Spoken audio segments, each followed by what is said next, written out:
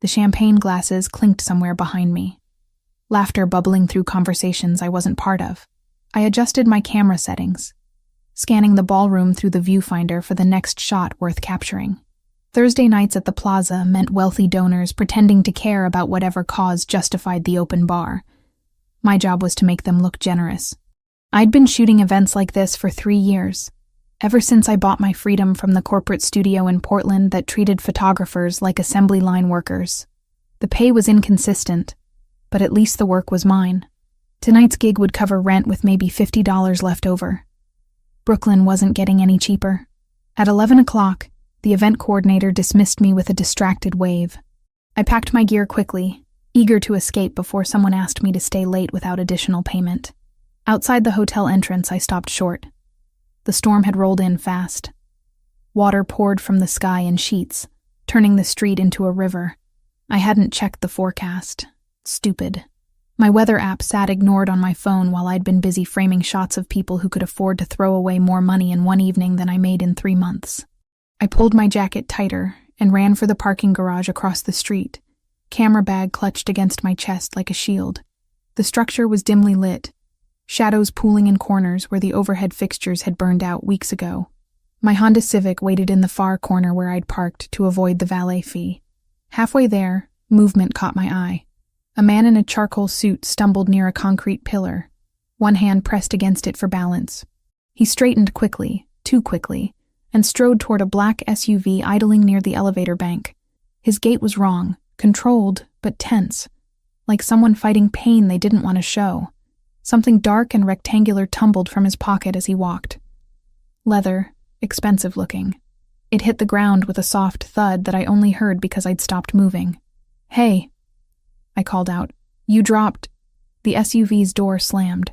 Engine noise echoed through the concrete space as the vehicle pulled away, taillights disappearing down the exit ramp before I could finish my sentence. The man never looked back. I approached the fallen object slowly, irrationally nervous despite being alone. It was a wallet. Fine leather, worn smooth at the edges from use, the kind of thing that probably cost more than my camera bag. I should have turned it into hotel security. That's what a smart person would have done. Instead, I picked it up and slipped it into my jacket pocket. Just until I got home, I told myself. Just until I could figure out who it belonged to and how to return it. The drive back to Brooklyn took 40 minutes through rain that refused to let up. My apartment building looked worse than usual under the storm's assault, water streaming from broken gutters and pooling around the foundation. I splashed through puddles to the entrance, juggling my camera bag and keys. Inside my studio apartment, I dropped everything on the kitchen counter and stared at the wallet. Opening someone else's property felt like a violation. But how else was I supposed to return it? The license was first. Julian Fioraldi, age 34. Address in Tribeca that probably meant penthouse money. Dark hair, strong features, eyes so dark they looked black in the DMV photo. The kind of face that belonged on magazine covers, not government identification. Behind the license, crisp $100 bills. I counted 20 of them. $2,000 carried casually in a pocket. I left them untouched. Then I found the photograph. It was a Polaroid, faded and creased from years of handling. The image showed a little girl, maybe 7 or 8 years old, with blonde hair caught by sunlight. She wore a yellow dress, the kind with small white flowers embroidered around the collar. In her arms, she clutched a brown teddy bear with one missing eye. I knew that bear. I knew that dress. I knew the wooden fence in the background and the apple tree just visible at the frame's edge. My hands started shaking. The photo had been taken in my grandmother's backyard. I remembered the day with perfect clarity despite being so young. My mother had made me put on the stupid dress even though I wanted to wear jeans. I'd been crying about leaving the bear behind when we drove home. My father promised we'd come back for it. We never did. 3 weeks after that photo was taken, my parents died in a car accident on Route 26. Brake failure, the police said. Tragic and unavoidable. I was 8 years old. My aunts raised me after that. Both of them gone now. Cancer taking one and a stroke the other. I was alone in the world, except for a handful of acquaintances I called friends, and a best friend who'd stuck around despite my tendency to cancel plans when work got busy. But this photo, this impossible, unexplainable photograph. Why did a stranger named Julian Fioraldi have a picture of me as a child? A picture I'd never known existed. I set the wallet aside and opened my laptop, fingers flying across the keyboard. Julian Fioraldi's digital footprint was surprisingly small for someone who carried $2,000 in cash. A few articles mentioned him as a businessman attending charity functions. Photos showed him at galas, always in expensive suits, always with a reserved expression that revealed nothing. Then I found the forum posts, a true crime discussion board. Users debating organized crime families in the Northeast. Julian Fioraldi's name appeared in a thread about new generation leadership. The posts were vague, dancing around direct accusations. But the implication was clear. I slammed the laptop shut and pressed my palms against my eyes. This couldn't be real. The photo, the money, the hints of criminal connections. It felt like stumbling into someone else's nightmare. Sleep didn't come. I lay in bed watching shadows shift across the ceiling, trying to convince myself there was a logical explanation. Maybe the photo had been bought at an estate sale. Maybe it wasn't even me, just a child who looked similar. Maybe I was losing my mind from stress and too many double shifts. None of those explanations held water. By morning, I'd made a decision. I would return the wallet. Keep the photo for now, just until I understood what was happening. If Julian Fioraldi wanted it back, he could explain why he had it first. Friday crawled past in a haze. I went through the motions at a corporate headshot session, adjusting lights and forcing smiles while my mind spun in circles. Around noon, I called my Saturday client and canceled, claiming a stomach bug. The lie came easily. The guilt came harder when I thought about the lost income. Lunch with Vanessa at our usual cafe near Prospect Park.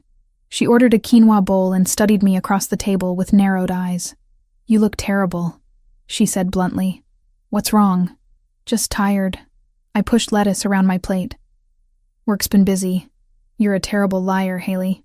She set down her fork. "Did something happen?" "Nothing I can explain right now." I met her gaze.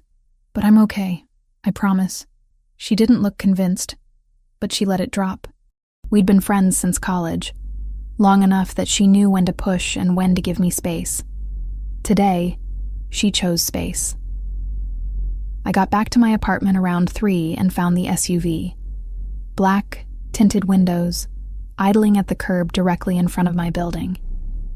Same make and model as the one from last night, though I couldn't be certain it was the same vehicle. My stomach dropped. The driver's door opened. A man stepped out, older than Julian, maybe 40, with silver threading through dark hair. He wore a dark suit and moved with the economical grace of someone who'd spent time in the military, or worse. "Miss Turner?" His voice was professionally neutral. "My name is Anthony Caruso. I work for Mr. Fioraldi. He'd like to thank you personally for recovering his property and request the pleasure of your company for dinner this evening." Every instinct screamed at me to run. Instead, I heard myself ask, "How did you find me?" "Your license plate was captured on parking garage security cameras. Mr. Fioraldi has resources." Anthony's expression remained unchanging. "He means you no harm. Simply wishes to express his gratitude and perhaps answer questions you might have." The photograph burned in my pocket where I'd been carrying it all day. Questions. I had hundreds of them. "What time?" I asked. 8 o'clock. "I'll return to collect you at 7:30. He handed me a business card with nothing but a phone number embossed in black ink. "If you prefer to decline, call this number. No pressure will be applied." He drove away before I could respond. I stood on the sidewalk holding the card, wondering what I'd just agreed to. Anthony returned at 7:30 sharp. The SUV's interior smelled like leather and something I couldn't identify. Maybe gun oil. I sat in the back seat clutching my camera bag like a security blanket, the wallet heavy in my jacket pocket. The photograph pressed against my hip, a constant reminder of why I was doing this insane thing. The restaurant was tucked into a quiet street in Lower Manhattan, the kind of place without a sign out front. You either knew about it, or you didn't belong there. Anthony held the door open, and I stepped into warm amber lighting. and the murmur of hushed conversations. A hostess led me through the main dining room toward a private alcove in the back. Black pants, green blouse. I'd changed 3 times before settling on something that didn't scream either desperation or defiance. My hands were steady now, even though my pulse hammered in my throat. Julian Fioraldi stood when I approached. Taller than I'd expected, maybe 6'2", with dark hair swept back from a face that belonged in old Italian paintings. Sharp cheekbones, strong jaw, eyes so dark brown they looked black in the low light. The charcoal suit fit him like it had been made specifically for his body. Probably had been. "Miss Turner." He extended his hand. "Thank you for coming." His grip was firm, warm, and brief. Professional. I sat across from him, hyper-aware of every movement, every breath. "I have your wallet." I pulled it from my pocket and set it on the white tablecloth between us. Everything's still inside except the photograph. His gaze dropped to the wallet, then back to my face. "You kept the photo. I need to know why you have it." My voice came out stronger than I felt. "That's me. When I was 8 years old, 3 weeks before my parents died." Something flickered across his expression, too quick to read. "I know." A waiter appeared with wine, poured without asking. Disappeared. I didn't touch the glass. 19 years ago, Julian began, his voice low and controlled. "I had a brother, Dante. He was 15 years older than me, which made him 30 when he died. I was only 15. I stayed silent, watching him. Dante was involved in operations I didn't fully understand at the time. Dangerous work, tracking people, gathering information. He came to me one night, pressed something into my hand. Julian's fingers tightened almost imperceptibly on his wine glass, told me to keep it safe, that if anything happened to him, someone would need to know the truth eventually. "The photograph," I said. "The photograph." 2 weeks later, Dante was killed in a confrontation with members of a criminal organization. I was just a kid trying to understand why my brother was dead. I kept that photo like he asked, waited for someone to come looking for it. No one ever did. Before he died, Dante left a note with the photo. Julian added, his voice roughening for the first time. 2 lines. "From Robert Morgan. For her if I don't make it. He didn't say how your father found him, only that the picture had to reach you one day. I kept it because a promise to the dead is still a promise." My throat felt tight. "What does my family have to do with your brother's death? That's what I've spent 19 years trying to understand." He leaned forward slightly. "Your parents died the same month as Dante." "Car accident," the police said. "Brake failure on Route 26. "How do you know that?" "I've made it my business to know." No apology in his tone. "I researched everyone connected to Dante's final operation. Your parents' names appeared in his notes. When they died under suspicious circumstances weeks after him." I started asking questions. The room felt smaller suddenly, airless. What kind of questions? The kind that get police investigations shut down. The kind that make evidence disappear. Julian's jaw tightened. "Your parents' accident wasn't investigated properly. Someone with power wanted it buried. The same someone who likely had Dante killed." I pressed my palms flat against the table, needing something solid. "Why?" "I don't know yet. But I have resources now that I didn't have as a 15-year-old. If you want answers, I can help you find them." "And what do you get out of this?" He held my gaze. "The truth about what killed my brother. And possibly justice, though I won't pretend that means the same thing to me as it does to you." The weight of his words settled over me. This man, this stranger with his expensive suit and dangerous connections, was offering me something I'd wanted my entire adult life without even knowing it. Answers. Understanding. The chance to prove that the hollow feeling in my chest whenever I thought about my parents wasn't just grief, but instinct screaming that their deaths had never made sense. "I need time to think," I said. "Of course." He withdrew a business card from his jacket, set it beside the wallet. "My private number. Call when you're ready." I stood, leaving the wine untouched. "The photo. I'm keeping it until I understand what's happening. It belongs to you, more than it ever belonged to me." He remained seated, watching me with those unsettling dark eyes. "Miss Turner, whatever you decide, be careful." If someone wanted your parents dead 19 years ago, they might not appreciate you asking questions now. The warning followed me out of the restaurant and into the night. I spent Saturday morning staring at my ceiling, then made a decision. If Julian had spent 19 years investigating my parents, he knew more than I did.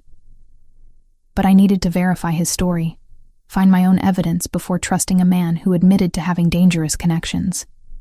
Sunday morning, I drove to the storage facility in Queens, where I'd stashed boxes after my second aunt died 3 years ago. Most of it was junk, things I couldn't bear to throw away but didn't want cluttering my apartment. But somewhere in those boxes were my aunt's files, and maybe something about my parents. The unit smelled like cardboard and dust. I pulled the chain on the overhead bulb and started searching. 2 hours later, my hands were filthy, and my knees ached from kneeling on concrete. But I'd found what I was looking for. The insurance policy hit me first. I'd never thought to question how my aunts paid for raising me. Now I knew. My parents had a life insurance policy, but the beneficiary wasn't my aunts. It was a company called Meridian Holdings, LLC, a name that meant nothing to me. Next came the newspaper clipping, yellowed and fragile. The headline read, "Local couple dies in tragic accident." I'd seen it before, but this time I read every word. Brake failure. Route 26. Survived by daughter, age 8. What I'd missed before was the small addendum printed 2 days later.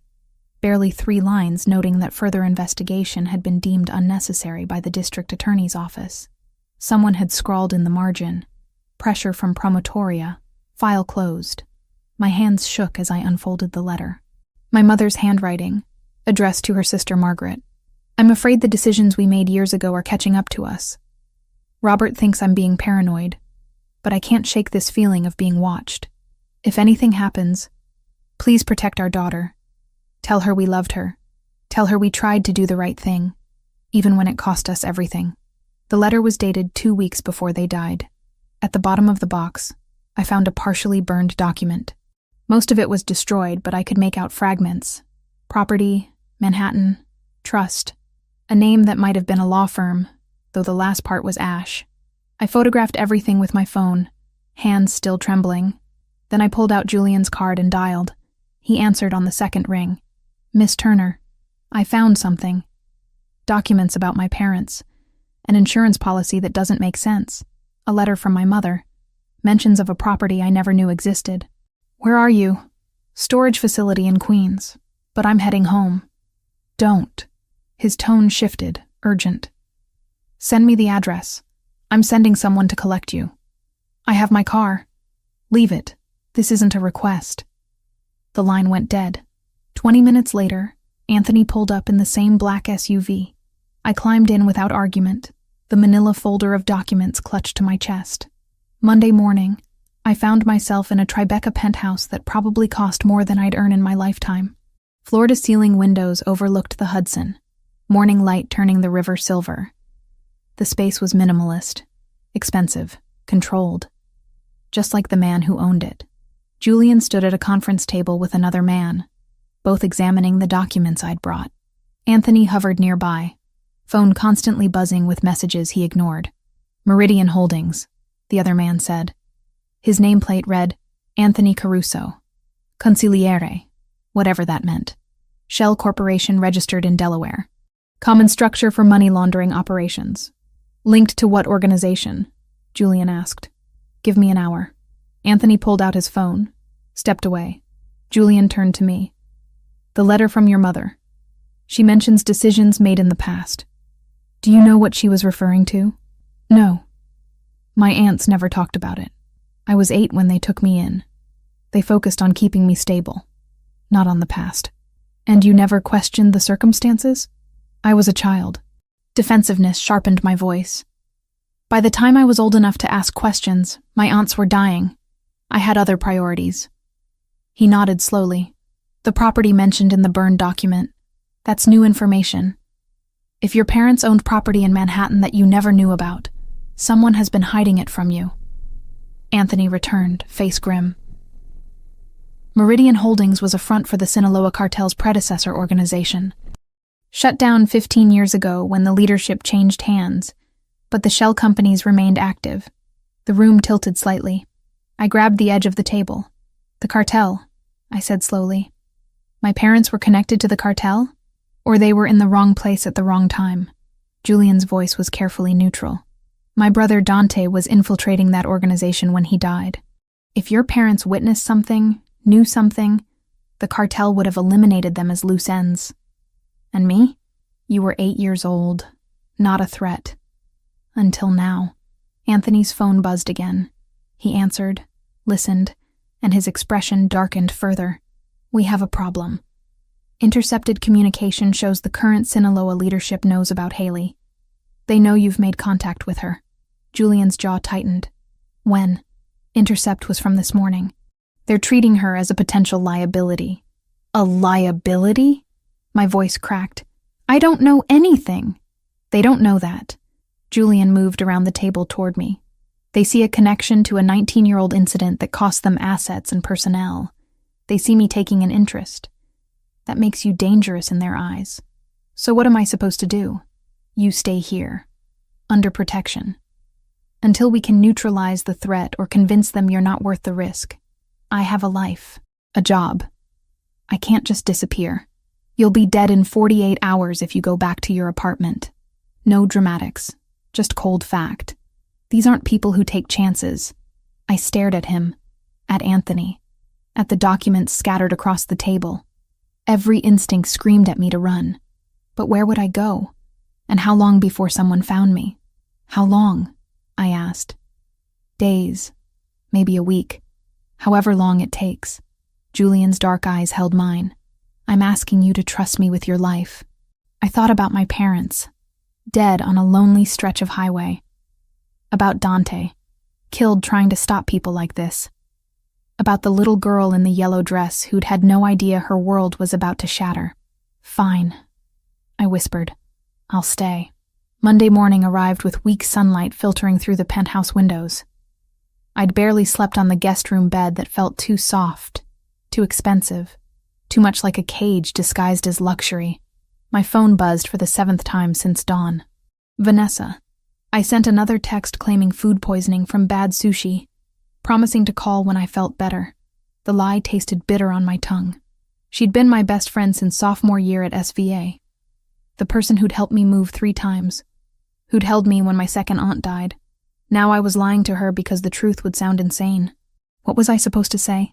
I'm hiding from a drug cartel in a Mafia boss's penthouse because my dead parents might have witnessed something 19 years ago? She'd either think I'd lost my mind or call the police, neither of which would help. The penthouse was bigger than my entire apartment building. 3 bedrooms, a kitchen I'd never learned to use. An office where Julian conducted business I deliberately didn't think too hard about. Men came and went throughout the day, always in dark clothing, always speaking in low tones that cut off when I appeared. I set up my laptop in the guest room and opened my editing software. 3 client sessions waiting for final touches. Another 2 who'd emailed asking about rescheduling. I crafted careful responses blaming illness, offered partial refunds, watched my already precarious income evaporate. The corporate headshots needed color correction. I lost myself in the work, adjusting exposure and contrast until my eyes burned. It was easier than thinking about how much money I was losing. Easier than calculating how long I could survive without new bookings. Around noon, I ventured into the kitchen. Anthony was there, coffee in hand, phone pressed to his ear. He nodded acknowledgement, but didn't end his call. I grabbed water from the refrigerator and retreated. Julian found me in the guest room an hour later. I hadn't heard him knock, too focused on cropping a photo of some executive who'd wanted his double chin minimized. You should eat, he said from the doorway. Not hungry. You've been staring at that screen for 4 hours. I glanced at the clock. He was right. Work doesn't stop because I'm in hiding. He stepped inside, hands in his pockets.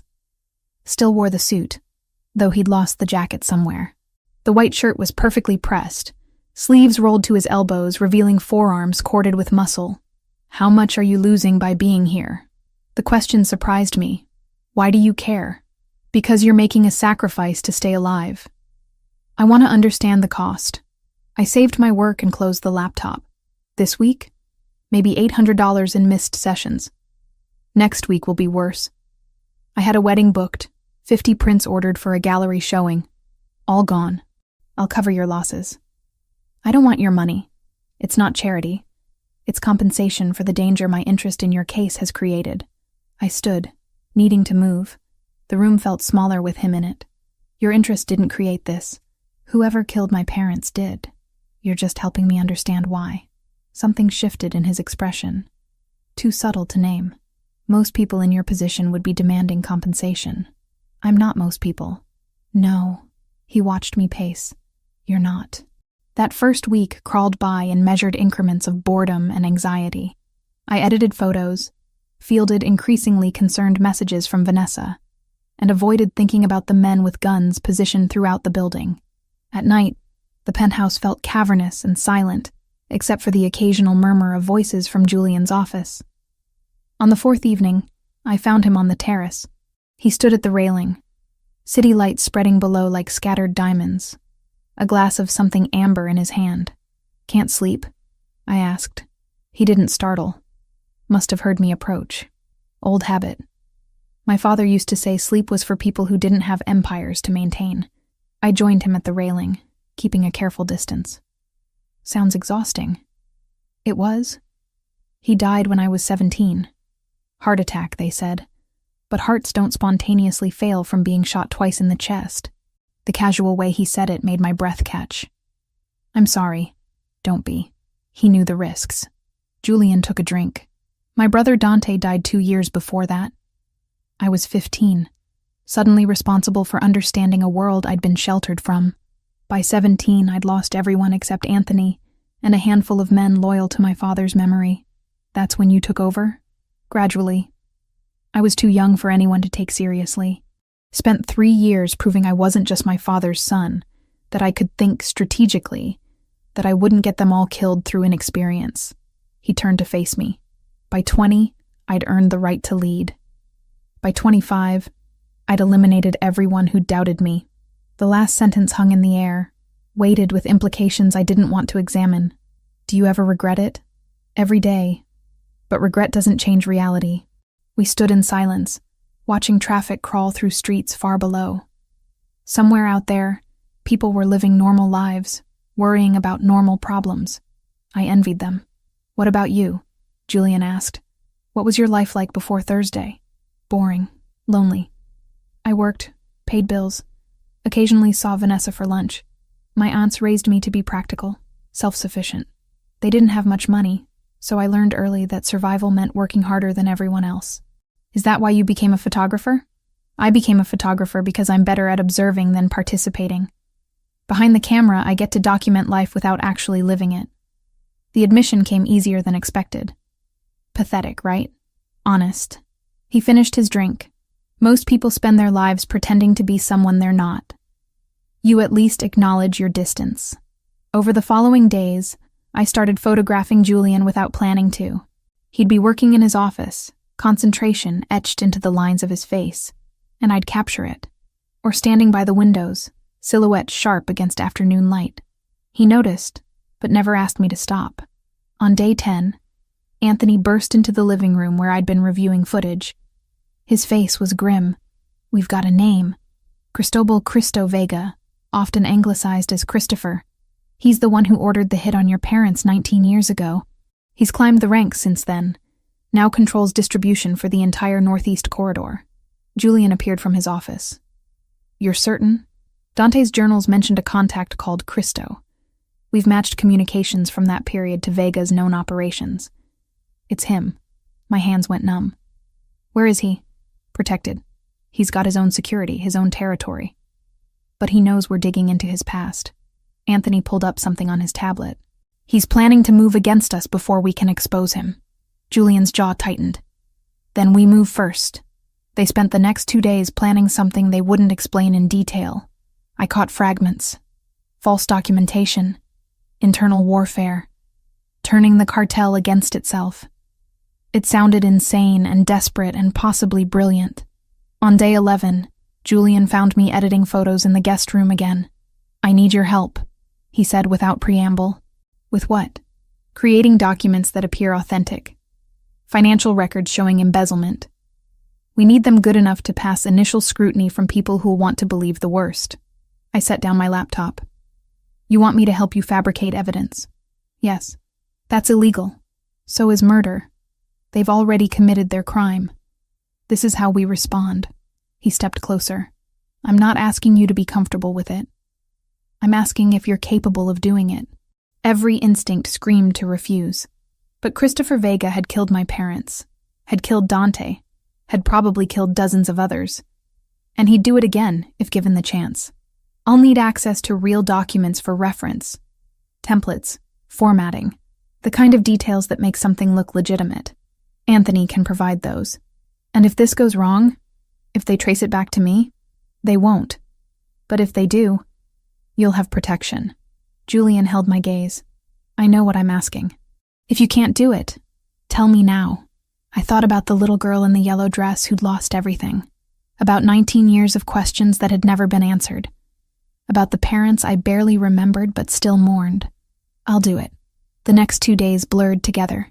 Anthony brought templates and real financial documents. Things he claimed came from sources I didn't want to know about.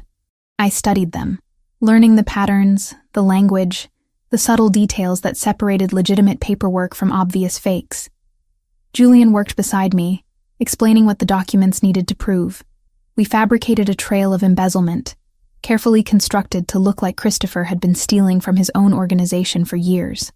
The work was meticulous, demanding, and brought us into close proximity for hours at a time.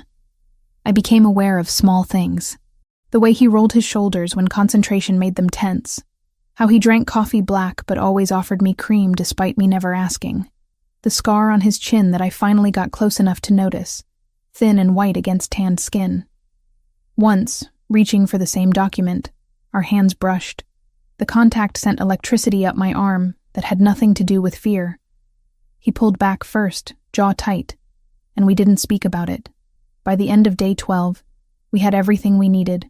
20 pages of fabricated financial records that would tear Christopher's world apart if his superiors believed them. This will work, Anthony said, reviewing our creation. It's good. Really good. Julian looked at me across the table. You've just helped start a war. Good, I said, surprised by the venom in my own voice. Let it burn. Sunday arrived with false hope. The documents had been leaked late Saturday through channels I didn't understand and didn't ask about. Anthony spent the morning monitoring cartel communications, reporting back in fragments that painted a picture of mounting chaos. Vega's lieutenants are questioning the finances, 3 separate calls demanding explanations he can't provide. Anthony scrolled through his tablet. Internal audit's been triggered. He's losing control. Julian stood by the windows, hands in his pockets. How long until he realizes it's fabricated? Days, maybe a week if we're lucky. But he'll act before then. Desperate men make reckless choices. I tried to focus on editing photos, but my hands wouldn't cooperate. Every sound made me jump. Every shadow through the windows felt like a threat materializing. By nightfall, my nerves were stripped raw. Around midnight, Julian found me attempting to work in the guest room and failing miserably. You should sleep, he said. Can't. Keep thinking about what happens if your plan doesn't work. He leaned against the doorframe. Then we adapt. I've survived worse. Have I? The question came out sharper than intended. I'm a photographer. 2 weeks ago, my biggest problem was affording rent. Now I'm hiding from cartels and fabricating evidence. This isn't my world. No, but you're handling it better than most would. Before I could respond, the alarm screamed. Every window, every door, every access point shrieked in overlapping tones that burrowed into my skull. Julian moved instantly, grabbing my arm and pulling me toward the hallway. His grip was iron, purpose driving every motion. Stay behind me. His voice cut through the noise. Don't argue, don't hesitate, just move. We reached the hallway as Anthony emerged from his room, gun already drawn. 2 other guards materialized from positions I hadn't known they occupied, weapons ready, faces grim. 6 hostiles breaching ground floor, Anthony said, pressing a finger to his earpiece. Security's engaging. The sound of gunfire erupted from below. Not like movies, sharper, more violent, punctuated by shouting I couldn't decipher. My legs turned to water. Julian's hand on my back kept me upright, kept me moving toward what he called the safe room. The penthouse had a reinforced panic room I'd never seen. Julian keyed in a code and shoved me inside. Stay here. Don't come out until I personally tell you it's clear. Wait. The door sealed, cutting off my protest. I was alone in a windowless box with a monitor showing security feeds. My breath came too fast, vision swimming at the edges. On screen, I watched chaos unfold. Men in dark clothing traded gunfire with Julian's security in the lobby. Muzzle flashes lit the feed in strobing patterns. One of Julian's guards went down, clutching his leg. Another dragged him behind cover. The invaders advanced, methodical and professional. Then reinforcements arrived. More of Julian's men pouring from exits I hadn't known existed, surrounding the attackers from multiple angles. The invaders retreated fast, abandoning their wounded advance.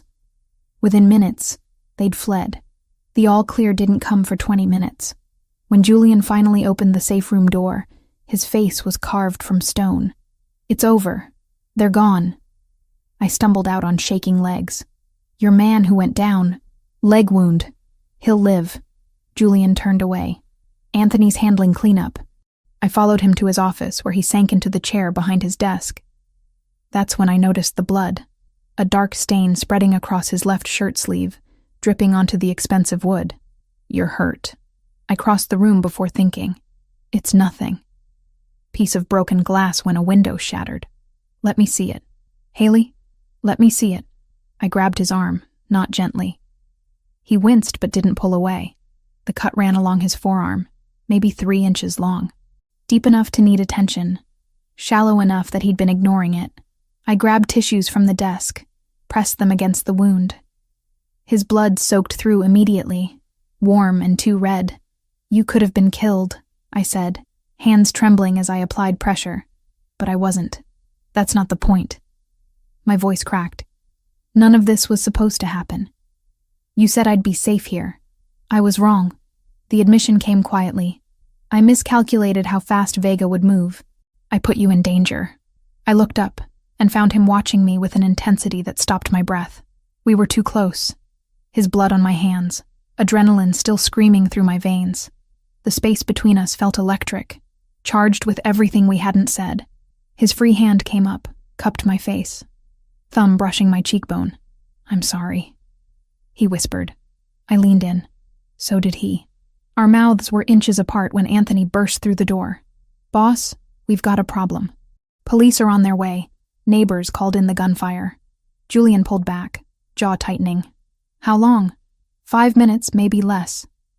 He stood, all business again. Tell everyone the story. Attempted robbery. Security responded.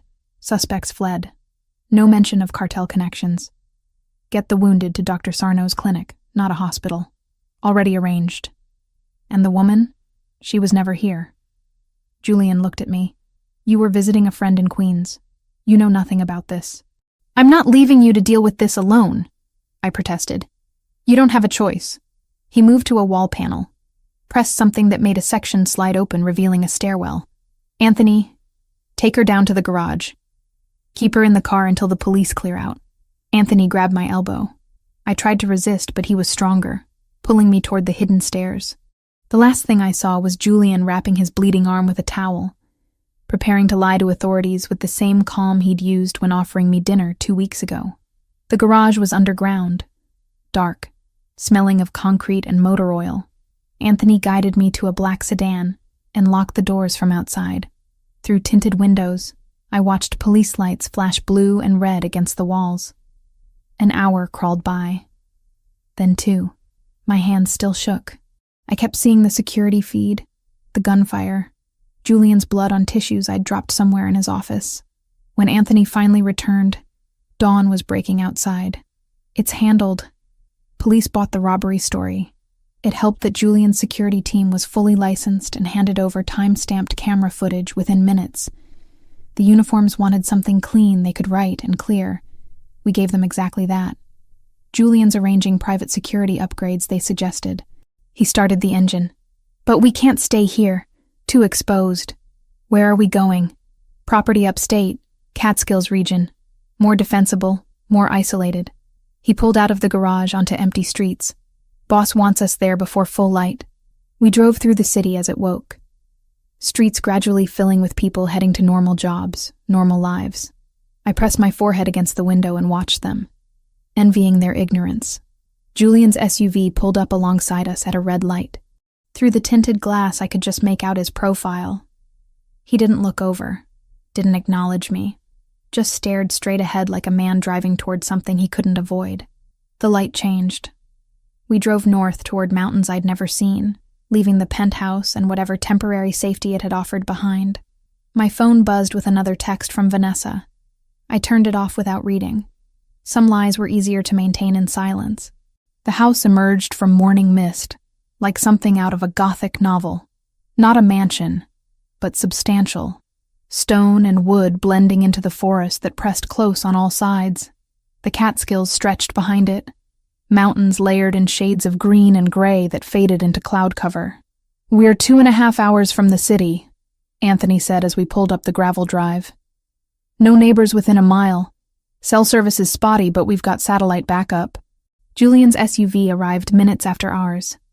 He climbed out, moving carefully, favoring the arm he'd injured. The bandage showed white beneath his rolled sleeve. Our eyes met across the driveway. Neither of us spoke. Inside, the house was surprisingly warm. Someone had prepared it in advance, lights on, heat running. 4 guards were already positioned at strategic points. They nodded to Julian, but didn't speak. The kind of men who understood silence was sometimes the best communication. "Second floor, end of the hall," Julian told me. "You'll have privacy." I took the stairs slowly, exhaustion finally catching up. The room was simple. Queen bed with a thick quilt, wooden dresser, window overlooking the forest. Nothing fancy, but clean and functional. I dropped my bag and sat on the bed, hands shaking. Sleep should have come easily after 36 hours of adrenaline. Instead, I lay staring at the ceiling, replaying the attack. The sound of gunfire, Julian's blood on my hands, the certainty I was about to die in a penthouse that had stopped feeling temporary. When I finally drifted off, the nightmares found me immediately. Gunfire, running, my parents' car skidding off Route 26 while I watched from impossibly far away. Julian's face as bullets tore through him. I woke gasping, sheets tangled around my legs, dawn light just beginning to filter through the window. The pattern repeated itself for 3 days. I'd try to work, editing photos with hands that wouldn't quite steady. Every sound made me jump. A door closing, wind rattling windows, footsteps in the hall that were just Anthony checking security. Julian noticed but kept his distance, watching me with concern he didn't voice. By Wednesday, I forced myself outside. The forest beckoned, autumn colors painting the trees in fire. I grabbed my camera and walked until the house disappeared behind me. Found a stream cutting through rock, water so clear I could count stones on the bottom. I photographed everything. Light through leaves, water over moss. The patterns bark made on ancient trees. It was therapy, focusing on composition instead of fear. Behind the lens, I could breathe again. Julian found me there an hour later. Didn't speak, just sat on a fallen log and let me work. His presence should have felt intrusive. Instead, it anchored me, reminded me I wasn't alone in this nightmare. "Better?" he asked eventually. "Getting there." I lowered the camera. "How's your arm?" "Healing. You did good work with minimal supplies." I wasn't exactly thinking clearly at the time. Neither was I. He stood, offering a hand to help me up. "Dinner's ready. Anthony made pasta." Apparently that's his one domestic skill. The evenings developed a rhythm. The 3 of us at the table, 4 guards rotating shifts outside, conversations that started professional and drifted personal as the wine flowed. Anthony telling stories about Julian as a teenager, serious and driven even then. Julian countering with tales of Anthony's disastrous attempts at romance. I watched them interact, seeing the decades of history in shorthand glances and half-finished sentences. They weren't just employer and employee. They were brothers in everything but blood. "What about you?" Julian asked Wednesday evening. What were you like before the world got complicated? I was never uncomplicated. I pushed food around my plate. Even as a kid, I preferred watching to participating. My aunts used to worry I was too quiet, too internal. They kept signing me up for activities I'd photograph instead of joining. That why you became a photographer? That, and it's hard to be lonely when you're documenting other people's lives. The admission surprised me, though I guess that's just another form of loneliness. Julian's expression shifted. Understanding flickered there, raw and unguarded. I spent most of my 20s building walls so high nobody could see what was inside. Told myself it was strategic, maintaining distance. Really, I was just terrified of being vulnerable. Are you still terrified? Constantly. He held my gaze. Especially now. The air between us changed, charged with something we'd been ignoring for days. Anthony cleared his throat and excused himself, suddenly fascinated by security reports. That night, the storm rolled in around 10. Thunder shook the house, rain hammering against windows. The power cut out with a decisive click, plunging everything into darkness before the generators kicked in. Emergency lighting cast the house in dim amber glow. I found Julian in what passed for a library. Built-in shelves lined with books I suspected he'd never read. Leather furniture arranged around a fireplace that crackled with real flames. He stood by the window, glass of whiskey catching firelight, watching the storm tear through the trees. "Can't sleep?" I asked from the doorway, thinking. He didn't turn. "About how many mistakes I've made getting you here." I crossed to him, stood close enough to feel heat radiating from his body. "I'm not your responsibility." You became my responsibility the moment I decided to investigate your parents, instead of letting the past stay buried. That was my choice too. I could have walked away after dinner at the restaurant, could have refused to come to the penthouse, could have said no a dozen times. I touched his shoulder, felt him tense. "I'm here because I chose to be." He turned then, setting the glass aside. "Why?" "Because you're the first person in 19 years who took my questions seriously. Because you looked at that photo and saw a child who deserved answers, not a liability to be managed." I stepped closer. "Because when you touch me, I don't feel alone anymore." His hand came up, cupped my face, thumb brushing my cheekbone like he had in the penthouse before Anthony interrupted. "This is a terrible idea." "Probably. I've involved you in a war, nearly got you killed, and yet here I am, still choosing this, still choosing you." The kiss happened slowly. His mouth found mine with deliberate care, testing, asking permission I'd already granted. I pressed closer, hands fisting in his shirt, pulling him down. The kiss deepened, became urgent, became everything we'd been holding back for 2 weeks. His arms went around me, lifting me against him. My back hit the bookshelf, old leather and wood solid behind me. His body pinned mine, mouth moving from my lips to my jaw, to the sensitive spot below my ear that made me gasp. "Haley, don't stop," I breathed. "Please don't stop." The library door slammed open. Anthony stood there, tablet in hand, face grim. "I've got news. It's about the property." Julian pulled back, jaw tight with frustration. "This better be critical." "It is." Anthony crossed to the desk, setting down the tablet. "Remember that burned document Haley found mentioning a trust? I tracked it." I straightened my clothes, trying to regulate my breathing. Julian moved to the desk, all business despite the heat still burning in his eyes. "Your father registered a will 1 week before he died," Anthony continued. "Left a commercial property in Manhattan to you through an obscure trust structure. The trust was controlled by a lawyer named Gerald Simmons, who coincidentally died 3 years ago. I never knew about any property," I said. "That's because Simmons never told you. He kept collecting fees while the property generated income that went straight into accounts you couldn't access." Anthony pulled up documents. "The property is currently leased to a shipping company. That company is a front for the cartel's money laundering operation." The room tilted. "My parents' property is being used to clean drug money? Has been for 19 years. If you file a legal claim as the legitimate heir, you expose the entire operation. The cartel loses millions, faces federal investigation, and their whole northeastern structure collapses." Julian leaned against the desk, processing. That's why they want her dead. Not because of what her parents knew, but because of what she owns. Exactly. She's not a witness to old crimes. She's a time bomb threatening their current operation. I sank into a chair, mind racing. So what do we do? Julian looked at me, something calculating in his expression. We make you too dangerous to kill. If you file that claim publicly, through legitimate legal channels, with media attention, your death becomes the worst possible outcome for them. It would trigger automatic investigations, freeze their assets, destroy everything they've built. You want to use me as bait. I want to make you untouchable. He crossed to where I sat.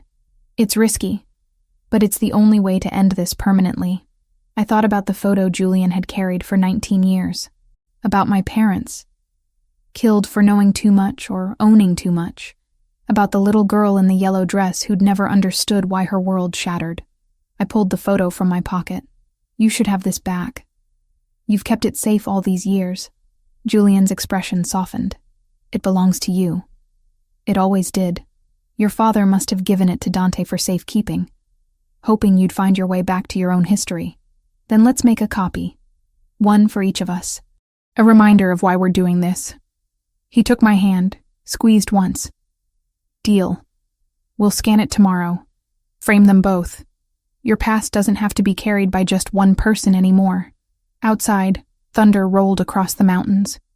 Inside, we started planning how to turn me from a target into a weapon the cartel couldn't afford to fire. Julian's lawyer arrived Thursday morning. Richard Brennan, 50-something with silver hair and the kind of confidence that came from winning cases most people considered unwinnable. He spread documents across the dining table like a general planning a siege. The property claim is straightforward legally, he said, tapping a finger on the deed.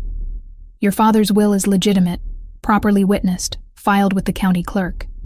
The trust structure was designed to protect the asset, but since the trustee is deceased and you're the sole beneficiary, we have clear grounds. How long will it take? I asked. Filing? 2 days. Resolution? Months, normally. But given the publicity we're planning, the current occupants will likely vacate before we ever see a courtroom.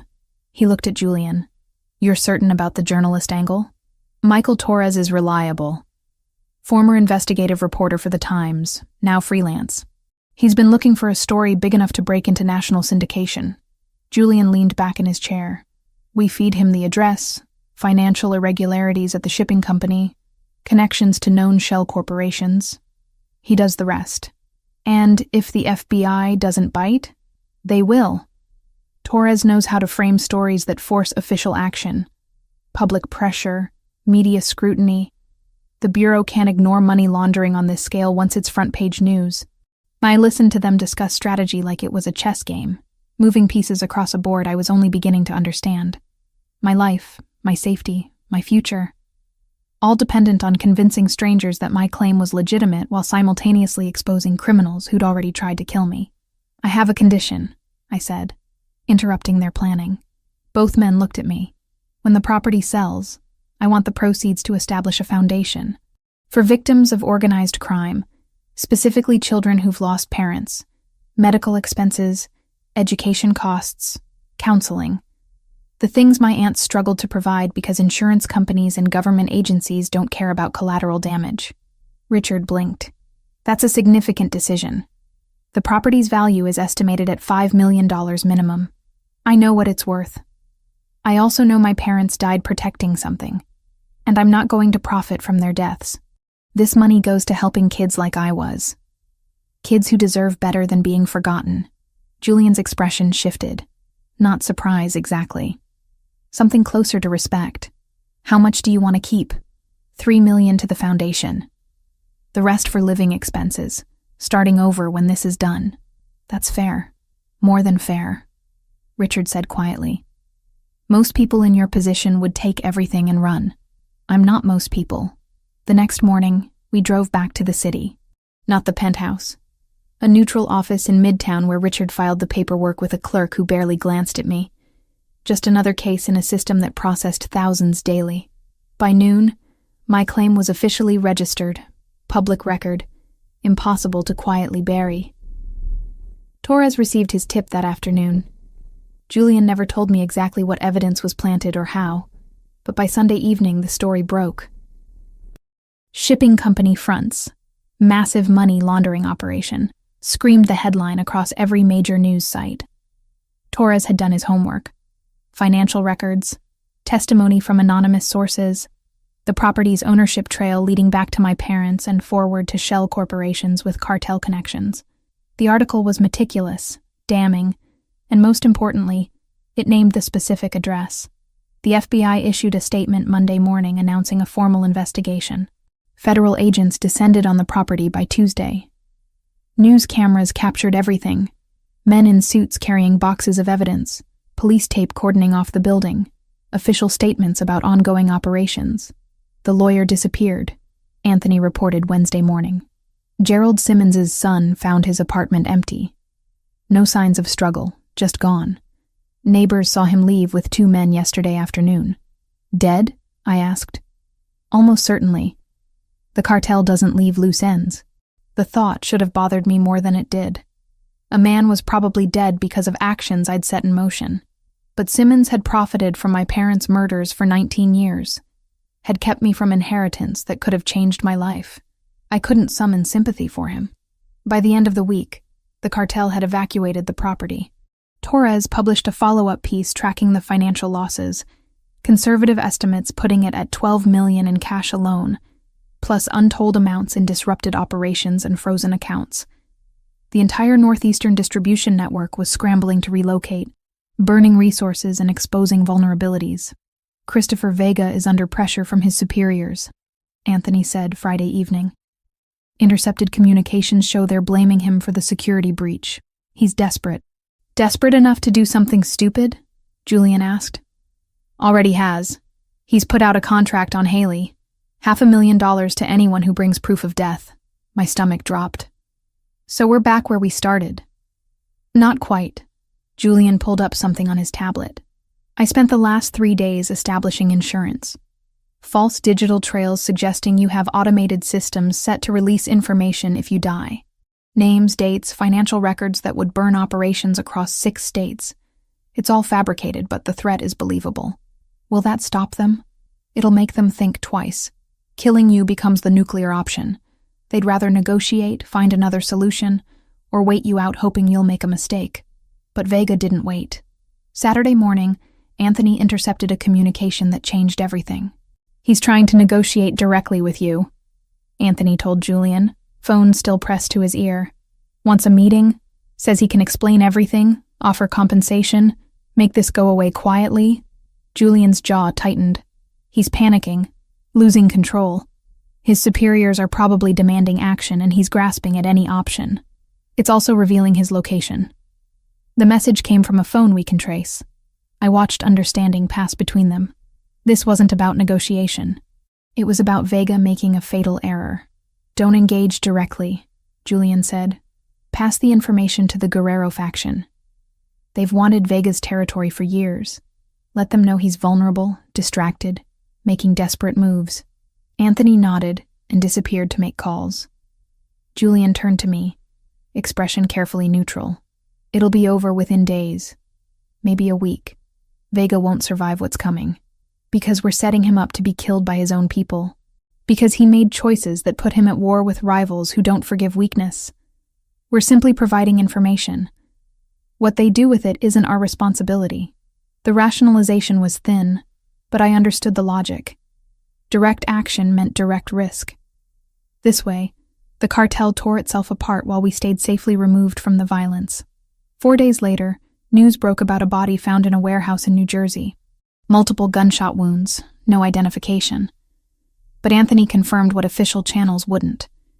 Christopher Vega was dead, executed by people he'd once called allies. That evening, Julian found me on the back porch watching sunset paint the mountains gold and purple. He sat beside me, close, but not touching. It's done. The immediate threat is neutralized. FBI investigation will take months, but the cartel's already moving operations out of state. You're no longer valuable enough to risk coming after. I should have felt relief. Instead, I just felt tired. What happens now? That's your choice. I can arrange new identity, relocation money, completely clean break. You'd disappear so thoroughly even I couldn't find you. Or," he paused, "or we figure out what comes next together. Why would you want that? I'm a photographer with trust issues and trauma I haven't even begun to process. You're a man who runs an empire I still don't fully understand. We don't make sense. No, we don't." He finally looked at me. "But I haven't felt this alive in years. Haven't wanted to build something instead of just maintaining what already exists. You did that. Changed how I see everything. I thought about the girl in the yellow dress, lost and alone. About my aunts who'd raised me to be practical, self-sufficient, careful. About spending 27 years watching life through a camera lens instead of living it. I need to think about it. Take tonight, tomorrow, however long you need." He stood. "Whatever you decide, you're safe. That's not conditional on anything." After he left, I sat watching stars emerge one by one, trying to imagine the futures he'd offered. Running, hiding, starting over alone, or staying, facing whatever this thing between us was becoming. The answer should have been obvious. The smart choice, the safe choice. But I'd stopped making safe choices the moment I picked up his wallet in a parking garage 3 weeks ago, and every choice since then had led me here. To a man who'd protected me, challenged me, shown me a version of myself I hadn't known existed. By the time I went inside, I knew what I'd tell him in the morning. I found Julian in the kitchen the next morning. He stood by the coffee maker, watching the dark liquid drip into the carafe with the kind of focus most people reserved for important decisions. He sensed me before I spoke, shoulders tensing slightly. "I'm not running," I said. He turned, studied my face. "You're certain?" "No, but I'm choosing this anyway. Choosing you. This insane situation. Whatever comes next. I've spent my whole life playing it safe, keeping distance, documenting other people's happiness instead of finding my own. I'm done with that." Something in his expression cracked open. Not a smile exactly. More like relief he'd been holding back for days.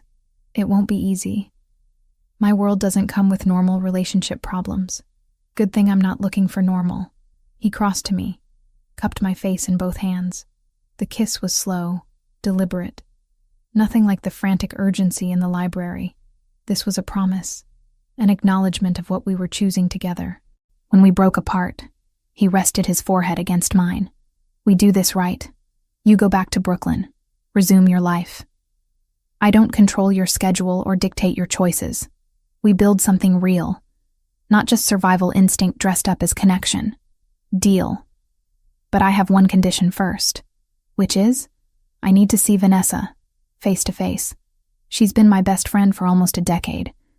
I can't keep lying to her." Julian nodded slowly. "How much do you plan to tell her?" "The truth. Not the details, but the broad strokes.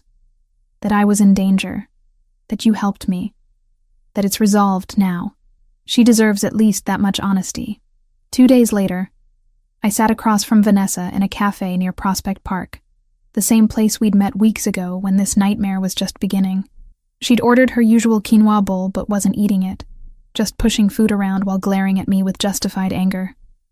3 weeks, Haley. 3 weeks of texts claiming you were sick, then traveling, then dealing with family stuff. I know you don't have family left except me, so which part was the lie? Her voice was sharp, hurt bleeding through the fury. All of it. I wrapped both hands around my coffee cup, needing something solid. I'm sorry. I was protecting you by keeping you out of it. Out of what, exactly? I'd rehearsed this conversation a dozen times. Nothing prepared me for how hard it was to actually say the words. Remember when I told you I found something strange? It was connected to my parents' deaths. Dangerous people got involved. Someone helped me get through it safely, but I couldn't tell you without putting you at risk. Vanessa's expression shifted from anger to concern. Someone hurt you? Tried to. They failed. I met her eyes. It's over now. The people who threatened me are gone. But I had to disappear for a while, and I couldn't explain without making you a target too. This someone who helped you, is he the reason you look different? I blinked. Different how? less alone. Like you finally figured out there's more to life than observing it through a camera lens. She leaned back, arms crossed.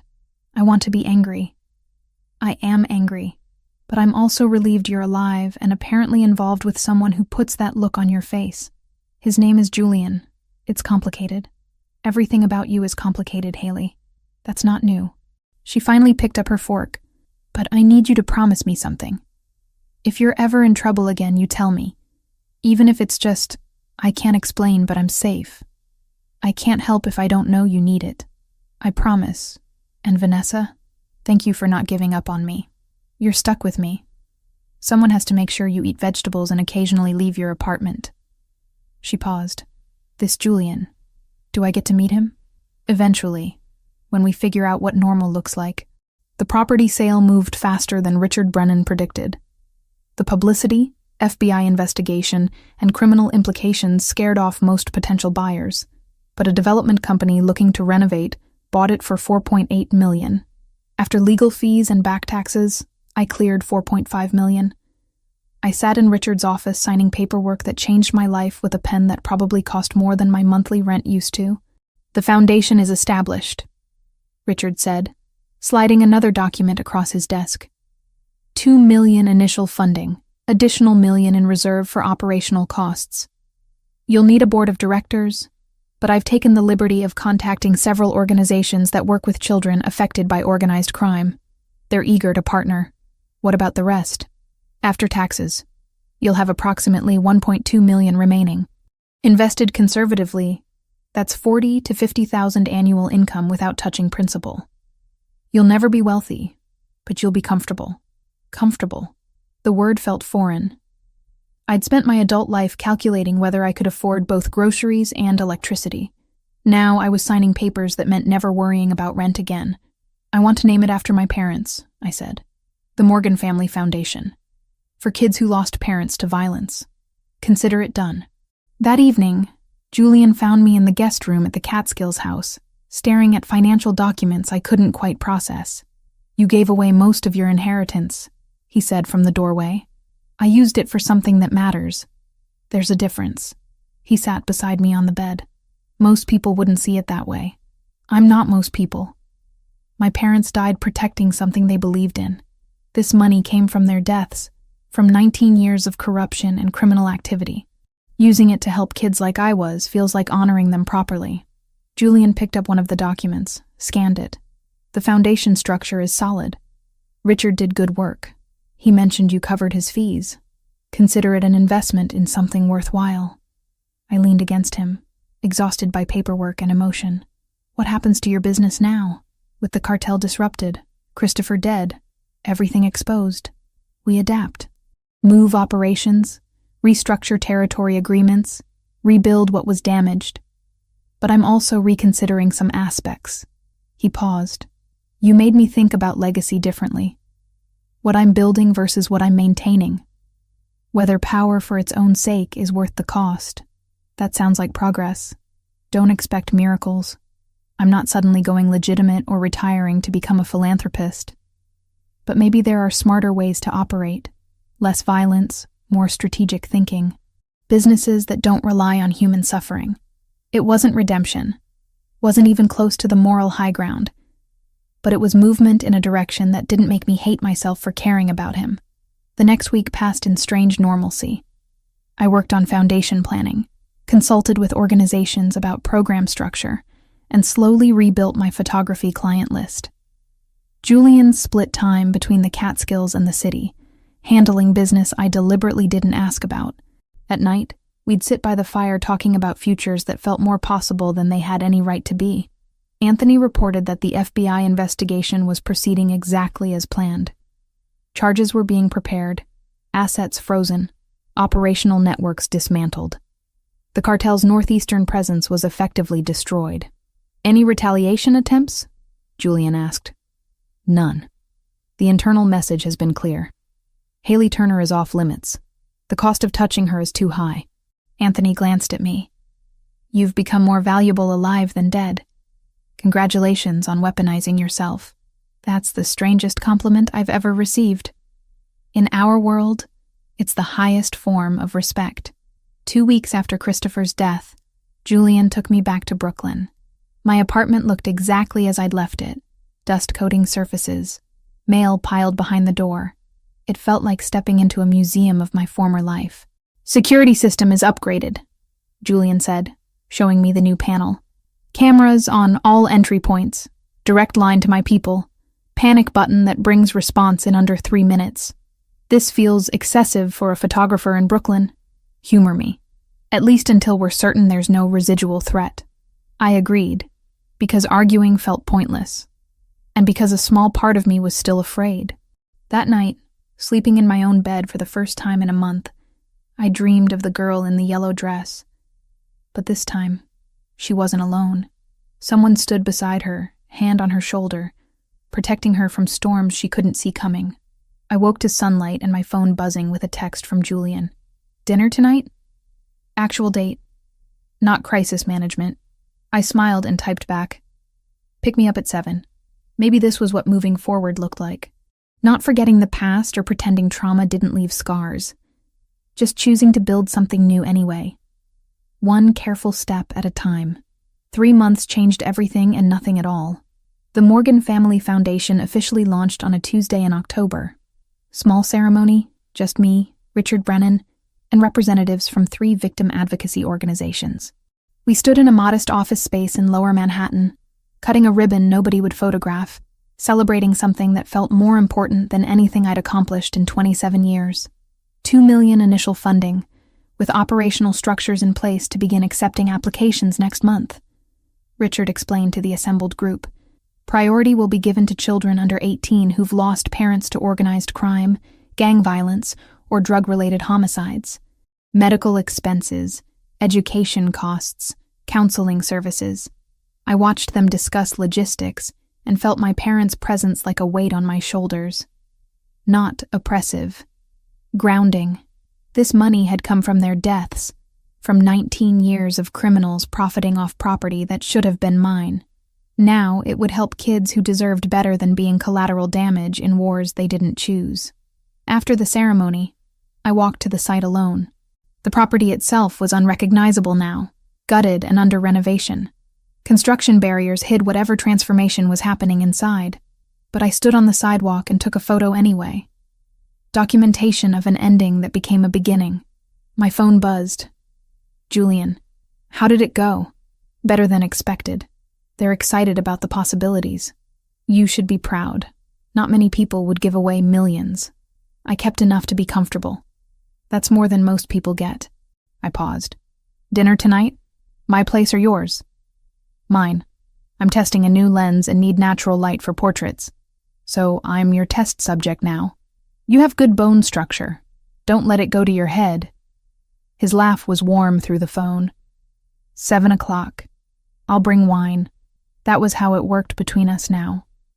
Dinners and weekends, separate apartments and shared moments. He'd restructured parts of his business, shifting away from operations that relied on human suffering. Not transformation. Evolution. He was still Julian Fioraldi, still controlled territory, and made decisions I chose not to examine too closely.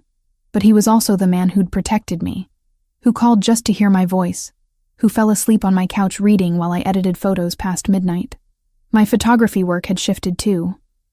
Corporate headshots paid bills, but my passion went to a new project. Documenting families affected by violence, telling stories that news cycles forgot.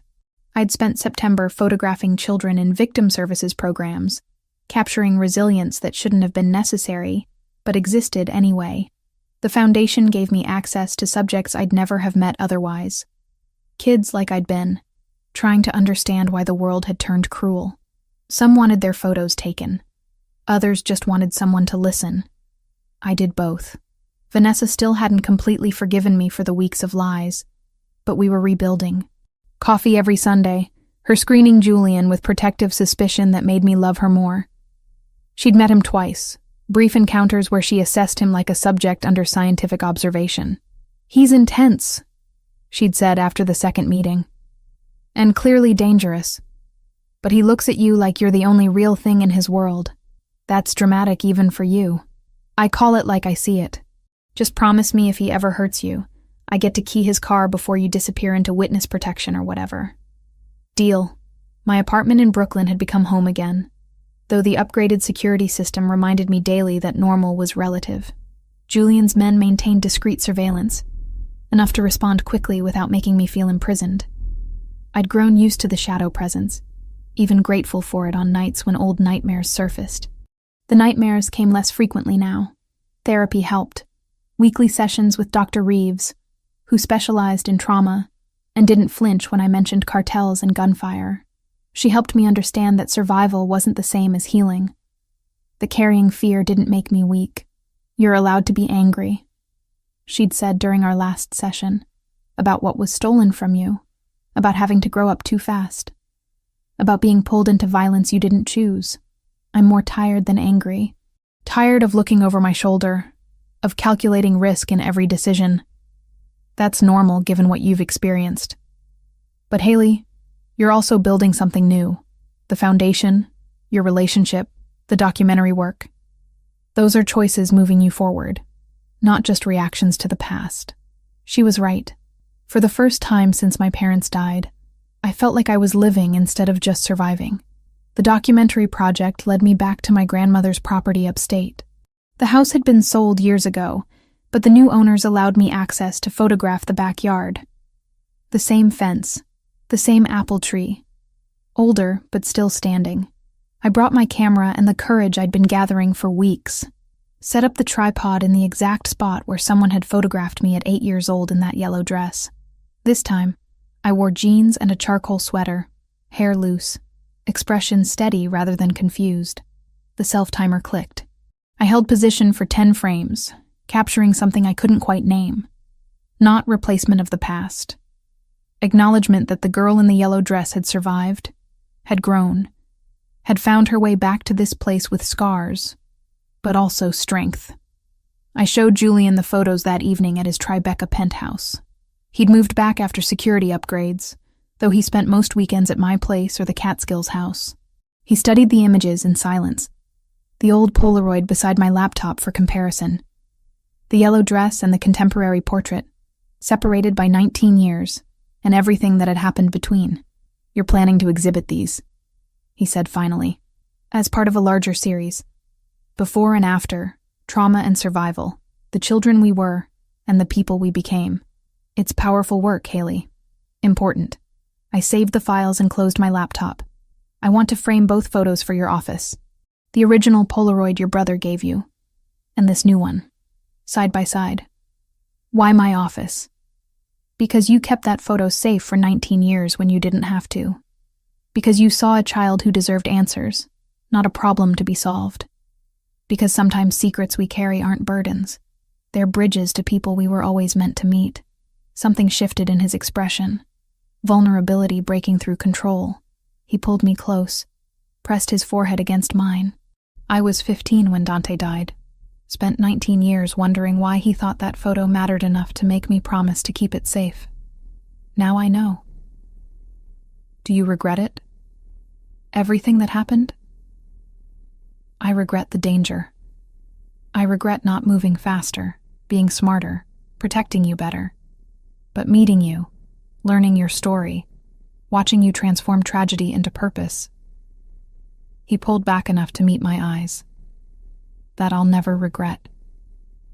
We had the photos framed together. Museum quality, side by side in his office where he'd see them daily. The girl in the yellow dress who'd lost everything, and the woman who'd survived to build something new. Not redemption, not forgetting. Just proof that sometimes the worst moments of our lives lead us exactly where we need to be. 6 months after everything began, I stood in Julian's office looking at those frames while he took a call. Anthony was there too. Reporting on business I still chose not to understand completely. The operation had changed, shifted toward less violent revenue streams, but it remained what it was. I'd made peace with dating a man whose world operated outside conventional morality. The foundation approved its first 12 grants today, I told them when Julian ended his call. Kids in 5 different states. Youngest is 6, oldest is 17. That's good work, Anthony said. Real impact. My parents would have liked knowing their deaths led to something beyond tragedy. that the property criminals used for 19 years is now funding recovery for other victims. Julian crossed to where I stood, wrapped arms around me from behind. Your parents would be proud of who you became despite everything. So would your aunts. I leaned into him, studying the photos. Sometimes I wonder what they'd think about all this. About you. About the choices I've made. And what conclusion do you reach?